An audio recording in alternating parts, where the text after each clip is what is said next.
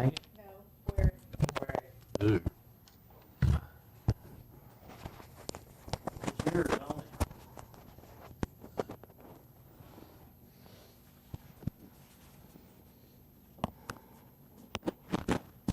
Oh, you can tell if it's working. Yeah. I'm waiting to see. I got it. Turn on.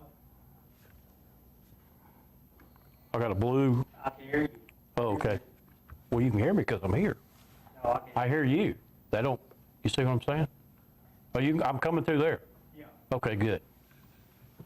you're doing good. All right, we continue our study of the parables. Tonight, we're going to study the parable of the talents, Matthew 25, 14 through 30. A rather lengthy read. We'll try to break it down as we go through it. A very familiar parable, a parable that a lot of people study as to what truths are within it. You can some people come up with different meanings for the different amounts of talents that were given, but I think if we study it appropriately, we can come up with the clear meaning of it. So we just came off the parable of the wise and foolish virgins. So he begins in that same setting talking about the parable of the talents. The first parable talked about the need to be prepared, the importance of being prepared. This one is going to talk about watching and working for the Lord.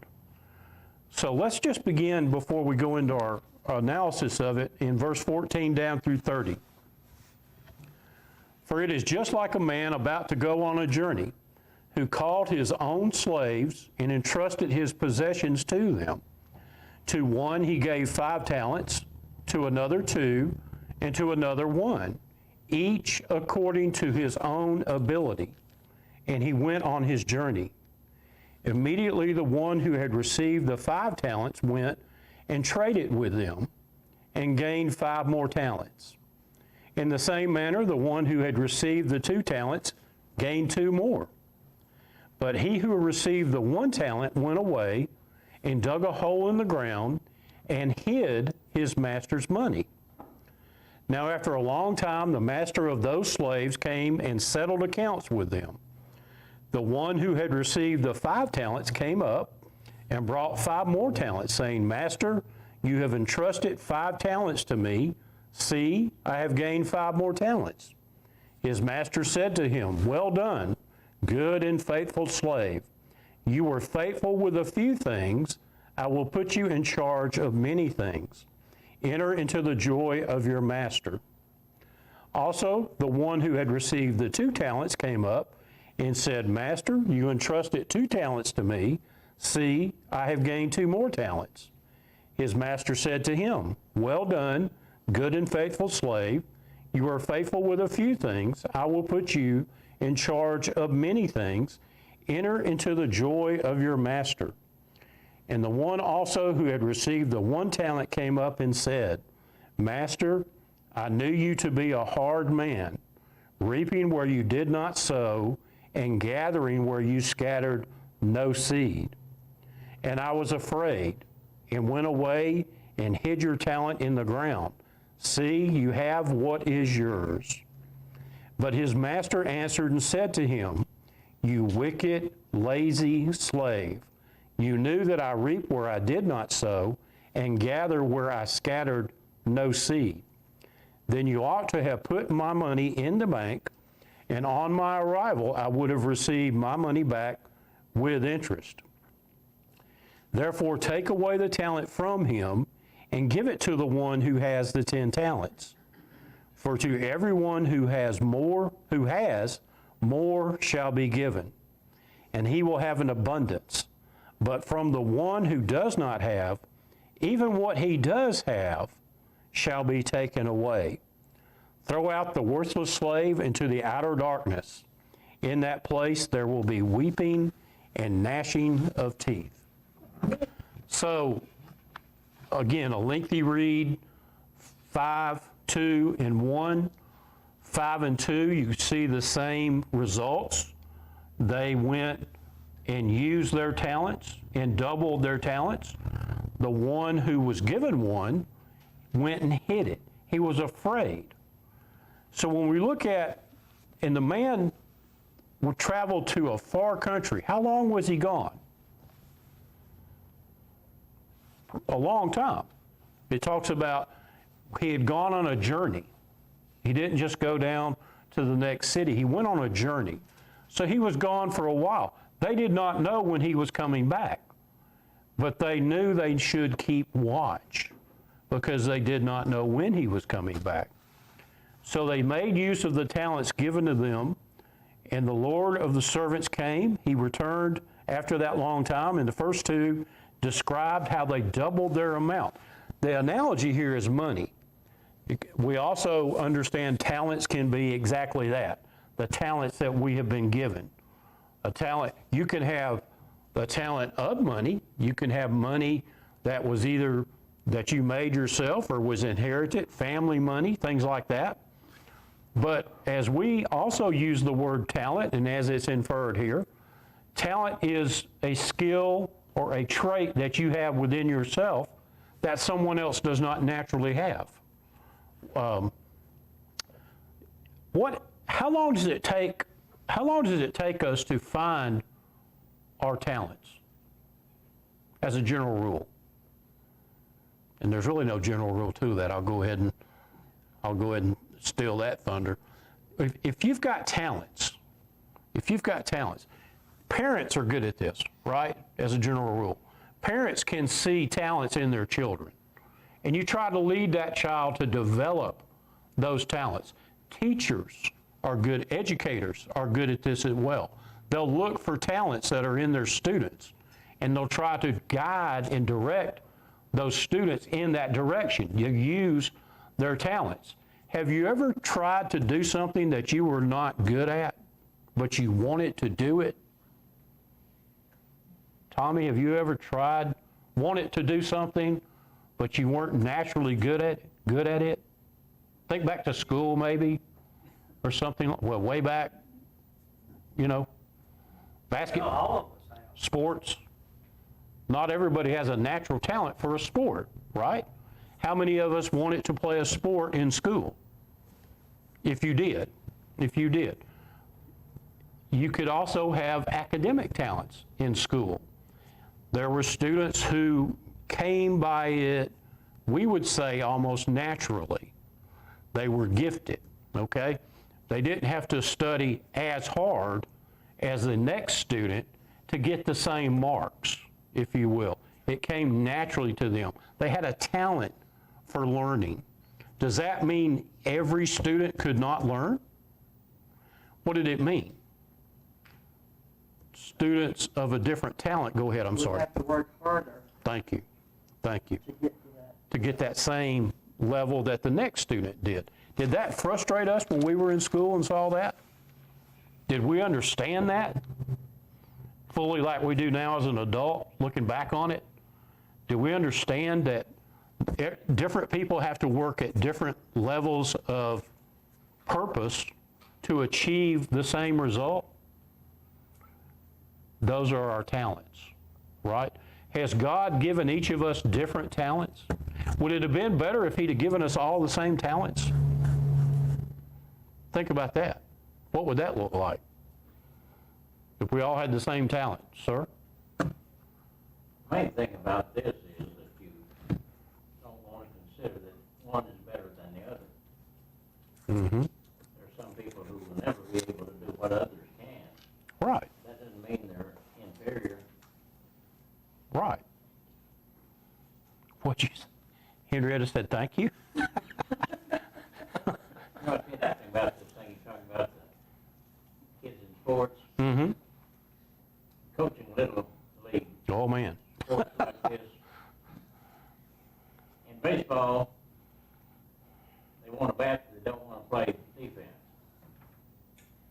Or if they want to play defense, they all want to be the pitcher. Correct. In football, they all want to be the quarterback. But everybody can't be. Right, right. Yeah. And that's frustrating to a young person, isn't it? As we mature, we understand that, and we accept that. I'm better, use your baseball analogy, I'd be a better third baseman than I would be a first baseman. And you learn that over time. Talking about our talents and being afraid to use our talents, how do you find out what talent where your talents are? How do you find out? You have to try. You go out and you say, and you purpose to try a specific thing. And then you're either going to what? Two things. Succeed or fail. Does failure, like mentioned here, if you fail at what you tried, does that mean you stop? What do? Try something else. Or what? Work harder. Try harder, depending on how bad you want it.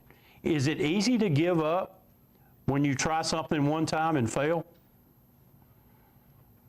Is it easy? For some folks, it is.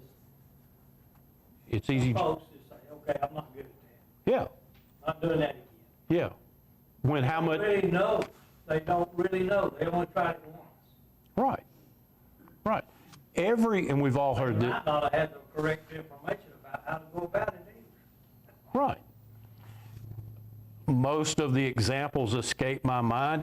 All of us have heard of the examples of people who have been successful, but yet they had to fail untold numbers of time before they reached success in creating a product or a service. I can't think of it. My mind escapes me right now as far as some of those.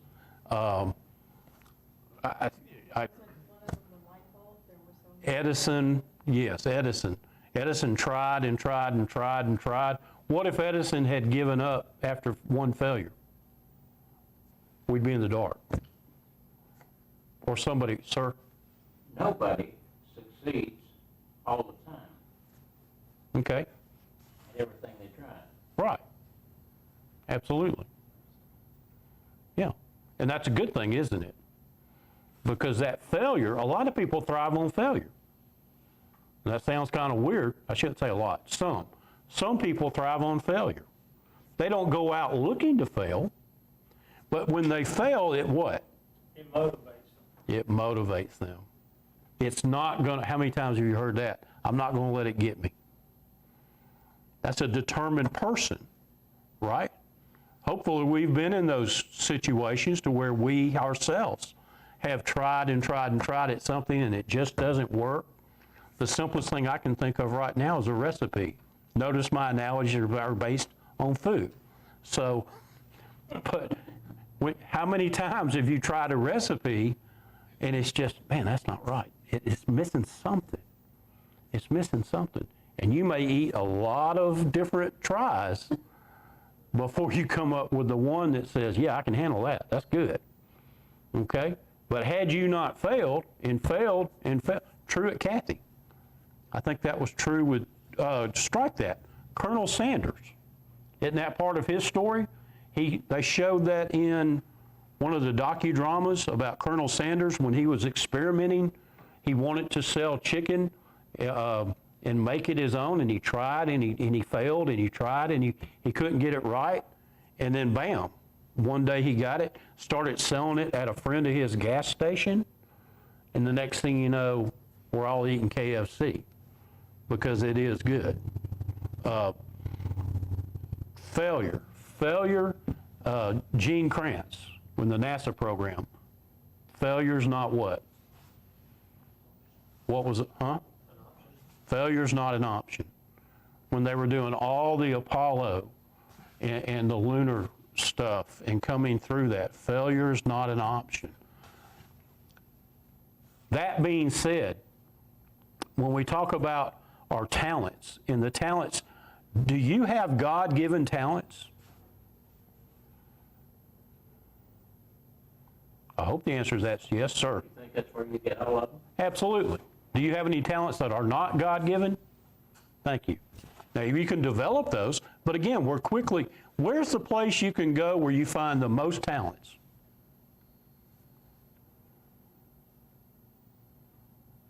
There's a place you can go to where you find the most talents gathered at one time. University? The cemetery. The cemetery. The talent that lies in those graves that never came out, that never, and you're familiar with the poem about the dash, right? The dash. It's a very moving poem. What did you do with your dash? The talent, it's when you think about how many talents you have within you that you don't even know about because you haven't sought to, well, I wonder if. Do you think when somebody sets out to be a physician that that's an easy thing? That they take on themselves to be, I want to be a doctor. I want to be a physician. Do you think every single buddy who's got, every single buddy, that didn't sound right. Every single person, my talent's not grammar, I guess. Every single person that has an MD behind their name went through somewhat of a similar program. And I think I've said that before. They've done something. But think about how many doctors there are. Do you think every single one of them had the exact same talent needed to be an MD when they started out? I've got a head shake down here, no. What did they do? I think they found either the portion of medicine they had a passion for, or two, the one that Yeah. they saw in some way that they were talented with. Most doctors are good what? Careful, we're on there. Problem solvers, problem identifiers, symptoms. What are your symptoms? A lot of the medical profession is exactly that, right? What are your symptoms? Here's how I diagnose you. Take 2 of these and come back, whatever. If you're not getting better, we'll go through that. But when you think about going back to the how does so many people obtain an MD, they learned how to compromise where their weaknesses were. They all could not be great at, I don't know, anatomy, and they had to be good at anatomy, but And never stop learning either. thank you. They're required by the state in their profession, but they never start. They are some of the most inquisitive people there are, right? They never stop learning. They have a hunger and a thirst for knowledge. They're geeks. The good doctors are really just pure geeks, pinheads. We're on there, excuse me. I hope my doctor's not watching. But maybe so. But when you think about it, aren't we glad they are? Aren't we glad they are? That they will, you can tell when you're in front of a doctor and they really care about you and they're thinking. You tell them your symptoms and they're thinking, that's kind of, and you've been in front of a doctor who could care less, more than likely. I hate to say that, but they're looking for the next patient because they're thinking about what? Billings. How much money? When is my new Jaguar coming in? I hope I get the right color. I hate to say that, but they're out there. That's true in a lot of professions, okay?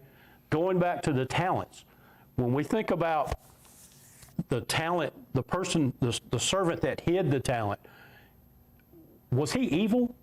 Because it says wicked. What's the definition of, maybe we can define wicked. Wicked and lazy servant. If something's wicked, is that the same as evil? In the English language?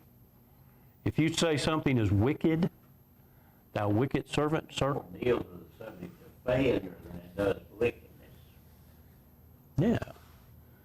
Because he hid it. He didn't use it for what it was intended to do, regardless of how many talents he had. Do you think he would have done the same thing had he been given 2? One thing that was said here about those 3 men, Mm-hmm. every one of them had a talent, an ability to do what they should have been able to use. The one talent man never, who would have had a chance to do 5 or 2. But he could do 1. Right. He could have done, yeah, And every one of them would have succeeded in doing the exact same thing if they'd all used it. right. Had the one talent man used his one talent and doubled it, He would have been equal to the 5-talent man in ability and service. and what? Reward. He would have gotten the same reward as the 2-talent man and the 5-talent man. More, God does not expect more out of us than he puts in us. Okay? Sir? Heard of a preacher one time said he was a preacher in Texas. Had a big congregation, and they had a gospel meeting, and a visiting preacher came in who had a big reputation. And one of his members, after it was over, said, "I think this man's the best preacher I've ever heard." Ooh. And his answer was, "Well, somebody's got to be the best." Might as well be him, huh? Somebody's got to be the best, might as well be me. That's a good attitude. You know, so if he's, you can quickly say he's not an humble person, but at the same time, somebody's got to be. So he was proud, he appreciated that somebody felt that way about him, right? Go ahead. What he was saying was that this other guy, so if he's better than me, that's okay. Yeah, that doesn't affect me, does it? I still have what I have, right? That's okay. Yeah, just because you're the best doesn't put everybody else no good. Right, you're not, think about when you were coming up in school, right? And we're back to the school analogies. And the teacher handed out grades, maybe in the elementary years. Sometimes they would what? They'd call you to come up front and pick up your paper. Do you remember any of that? Maybe they could stop that after a certain point, okay? And sometimes they would even what? Tell everybody what you know. Yeah. What was the point in that? Yvonne got a C. Come on up, Yvonne. Come on. This is Yvonne. She got a C. You've never had that I happen? can't recall that, Well, you went to but I school? went to school. Oh, okay. I graduated. Did you ride the short? Anyway. But when you think about, why did teachers do that? Why did teachers do that? To humiliate you? To motivate. Is there a fine line between humiliation and motivation? Do we use humiliation ourselves in the church? I think sometimes we're guilty of it. I think sometimes we try to motivate through what? Don't ever say, "We missed you last Sunday," if you're not sincere. If you're trying to, even if it's one-on-one, prayerfully it's one-on-one. If that's just a conversation between you and that person. And that's a tough nut to crack. If you're not sincere when you approach someone and say, "We missed you Wednesday night," you're better off not saying anything. Because what do we know about people? What do you know about yourself when somebody says something to you? Are you perceptive? Can you tell for the most part? Don't think they can't tell. Right? So one of our points here, diligence is rewarded, negligence is punished in this parable. So other points to be noted. We may possess, but God owns. That means we're stewards. We may possess it, but God owns it. That's a powerful statement, I think. And then the sin of omission is just bad as the sin of commission. We're familiar with that. To not do something that you know is right and that you know you should have done. Sometimes we don't hold that in our mind as equal to the sin that is committed. I think it's a fair statement, as it noted here, they're on a level playing field. And that's kind of hard to justify in our minds. Be productive where the Lord has given your ability and opportunity. What are my talents? So here's some thoughts. Determine our talents. We went over some of this, but let's remember that not all have the same talents. The number of talents may be different to each one according to his ability. The nature of the talent may be different. Gifts differing according to the grace that is given to us. Some teach, others serve, some may do more than one. Do we see that in this congregation?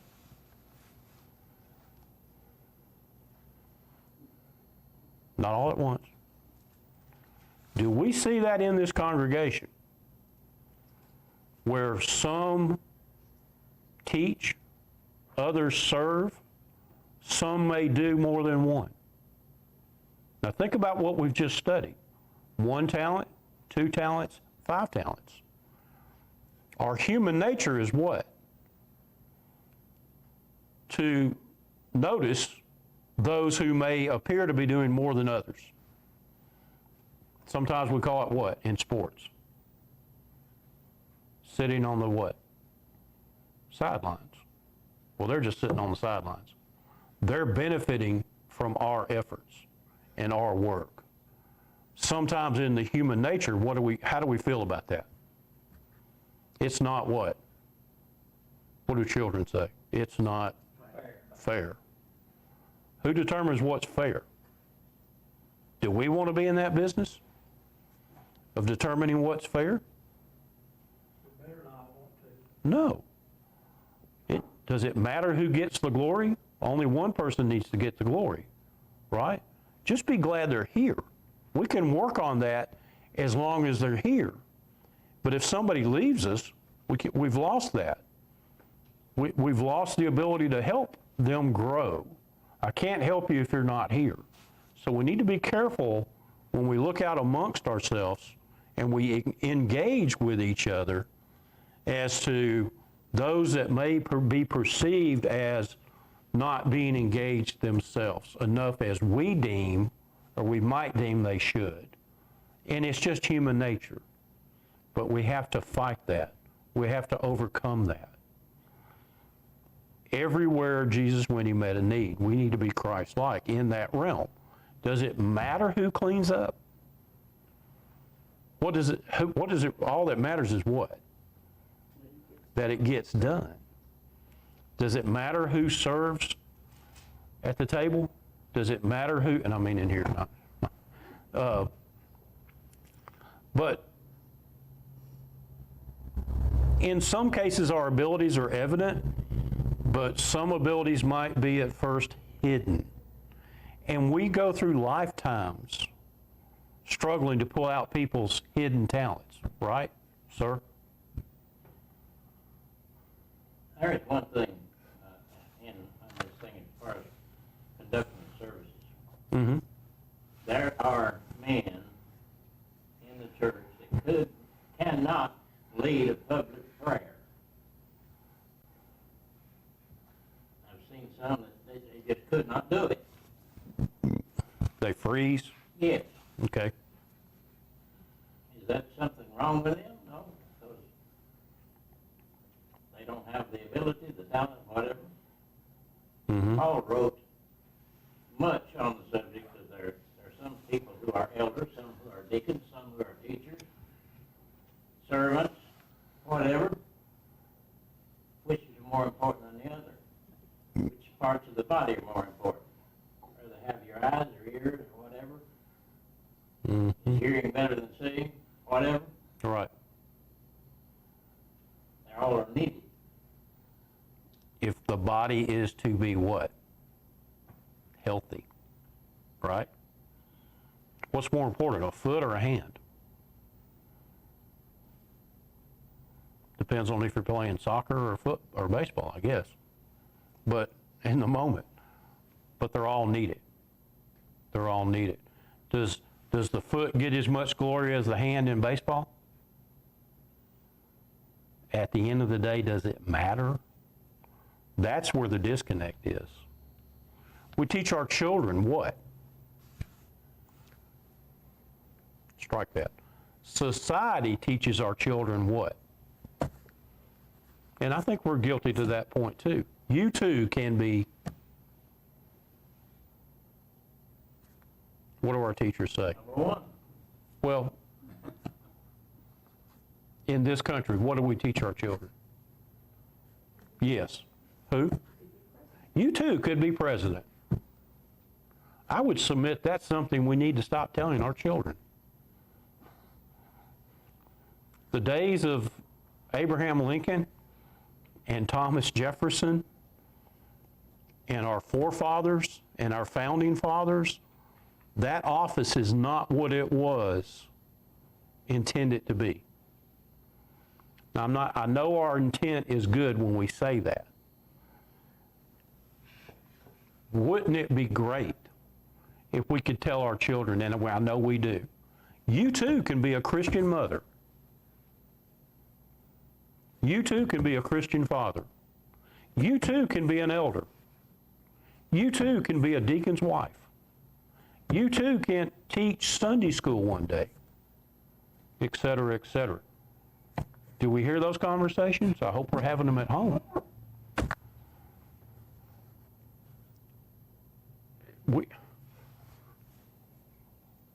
When you think about talents, you know, parents play an awful big role. And I use awful not in an awfully, maybe that's the right word, big role in determining the direction of that child or those children, right? Those of us with children know that, even those of us who don't have children know that. The parents determine an awful big role. Do we see society suffering from that today because those parents didn't take that role seriously?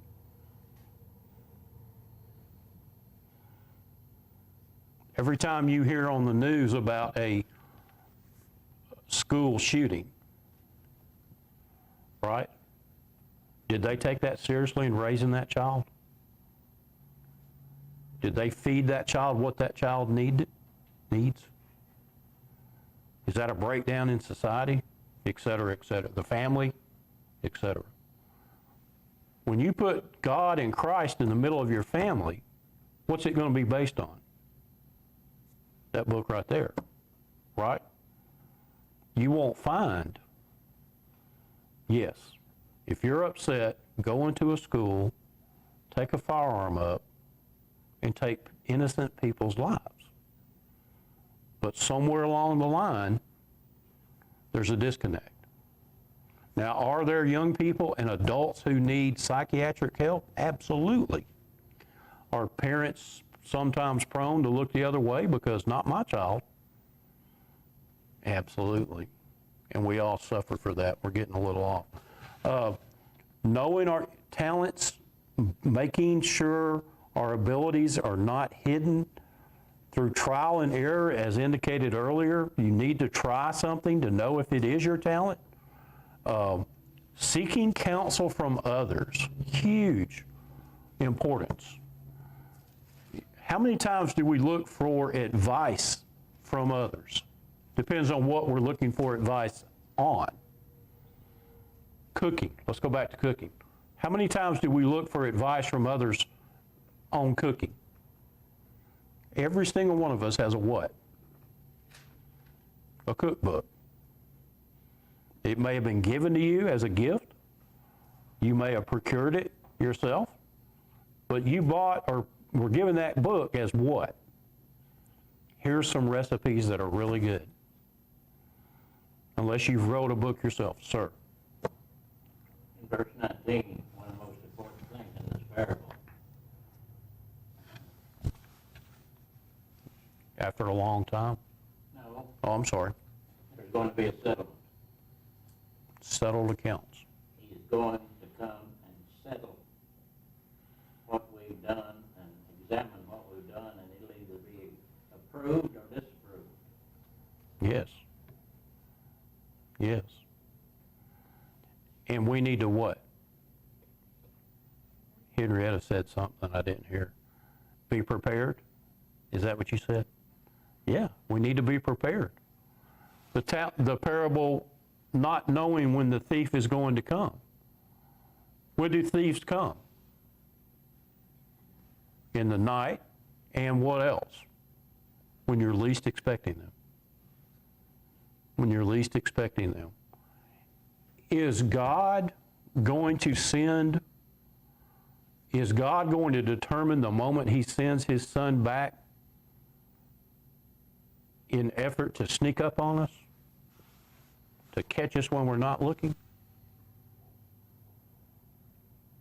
You ever thought about that? He's warned us quite a few times in Scripture. Well, this thing here Thieves says, don't warn you. there will be those prepared and those that will not. That's what this parable says. Right. Right. But when you think of the physical moment in time, when Christ comes back, you think it'll be in the middle of the night?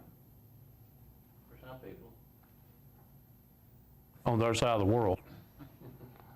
Yeah. And you got to think about that too. China. But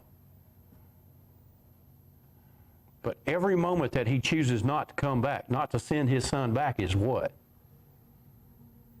An indicator of His patience. I think we've done enough on this planet to merit, okay, that didn't work. Let's start over.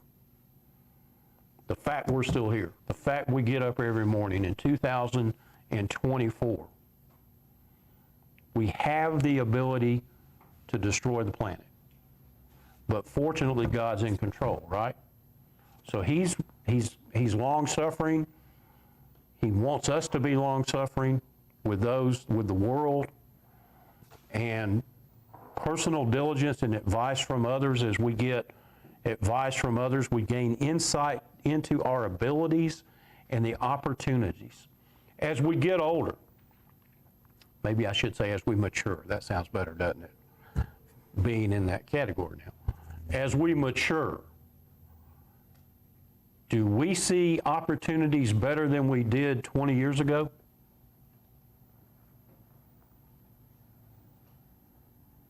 Do we see opportunities more clearly than we did 30 years ago?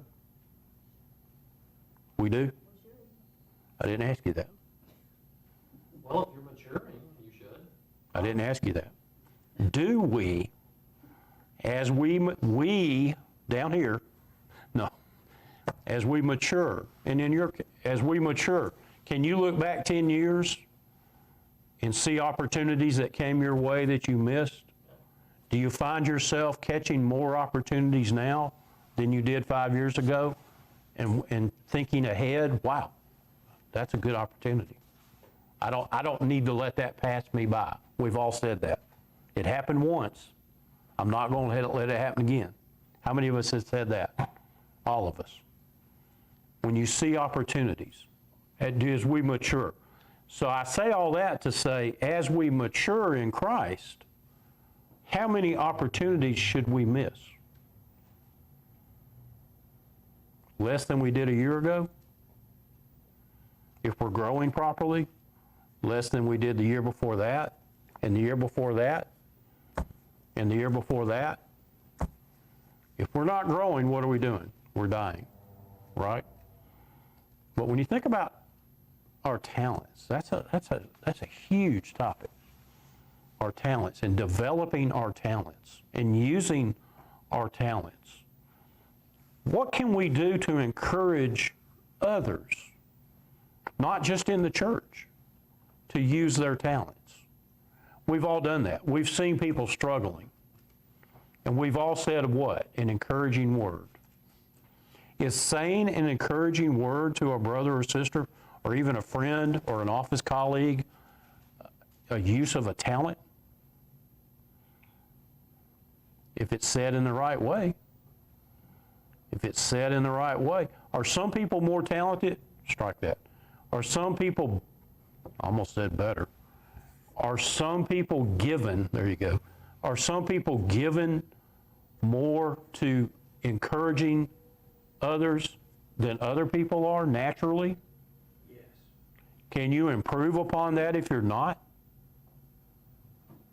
I hope so. There's always room for improvement. What now? Barnabas was. Barnabas, expound. He was called out for being the encourager. Okay. That was something he was good at, and It was his talent, one of his talents. Yeah, and it was obviously an important one because it was mentioned a couple of times. right. Barnabas the encourager. We all need to have a little bit more Barnabas in we, don't we? Two people, Uh-oh, Barnabas and Andrew. you missed Andrew. She's sorry. Those two people are more concerned about Others.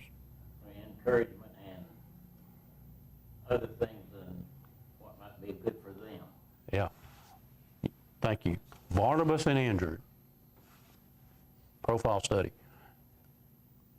What would happen if we all encouraged each other more than we are now? Can we improve upon what we're doing now? And anytime you say, can you improve, you know the answer to that, but back up, put it in reality. What would happen if we all sincerely encouraged each other more? Do we know what would happen? Maybe that's our problem. We don't know what would happen. Are we afraid of that? Are we afraid of what might happen? Wow, we might get more people in here. Ooh, I don't know about that. We need to know. If we're going to grow, we need to know what we do, how to do it. Encouraging. If we went out and encouraged the people out there, hey, I know you're hurting. Let me tell you about what I know. What would happen?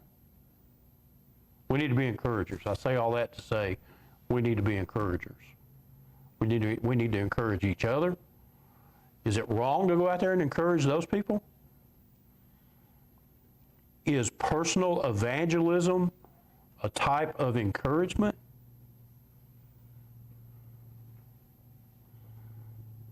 Let me help you find a better way. The world tries to do that. They failed.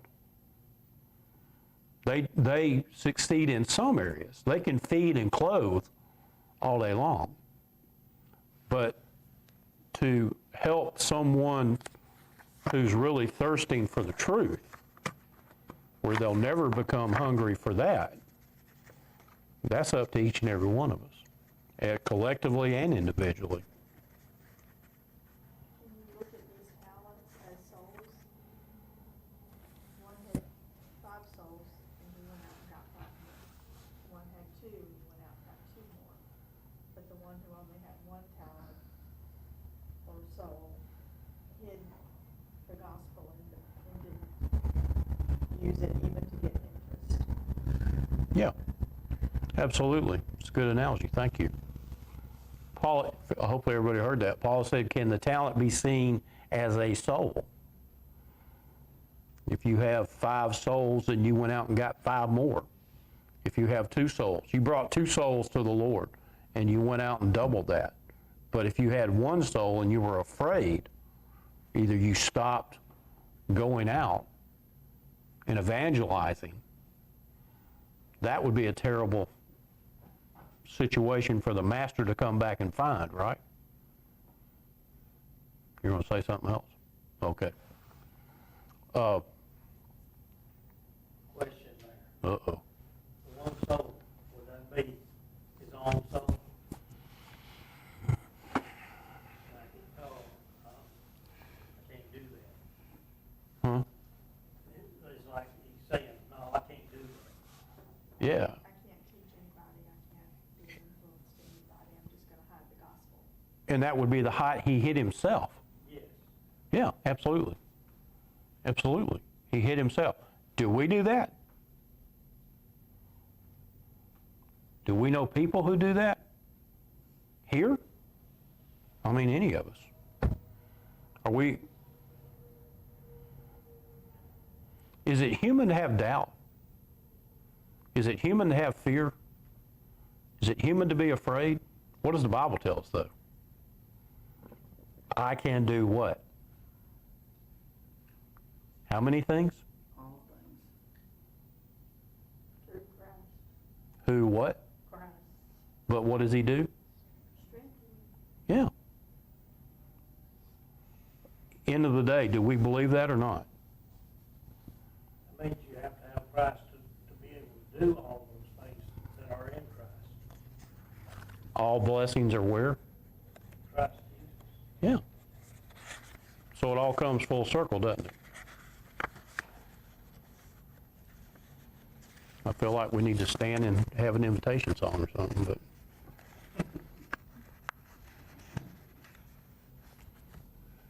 All right. Thank you for your participation. We've run the gamut.